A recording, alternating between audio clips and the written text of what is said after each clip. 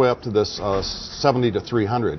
Pretty much everything in between. There's one lens that's a little bit of a stinker to adapt to, and that's the 70 to 200 f2.8, one of my very favorites. But because the focusing ring is in the front, there is a longer plate. So if you're addicted to the 70 to 200, you want the XL, but this is the standard IDC System 0. You can get them through B&H, or you can get them directly through IDC Photo Video. Fantastic. And I think for folks, let me take a look at that. Sure. The two things that I think, if you're starting out, to me, stability and ease of use. If you're starting into video, you need to understand that process. Of course, there are things like I mentioned, sound and other things, but just the baby steps are what's important here.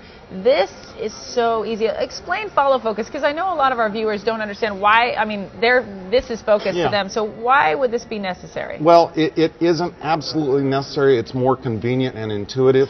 I can get lost in terms of, the rotational direction. Canons rotate in the proper direction, the same as Leica. The people over at the company that starts with an N, they do everything backwards. But because this has no gearbox, it's intuitive. The subject's moving away, you just roll the wheel away. Coming toward me, or they rock toward me, I just rock the wheel back.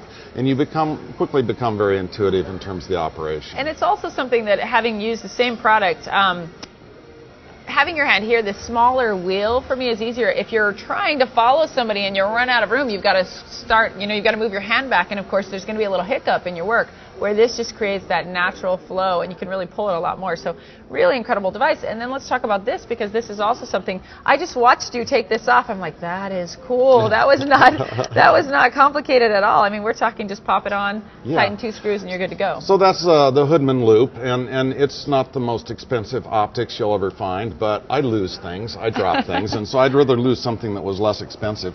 But Zacuto makes a lovely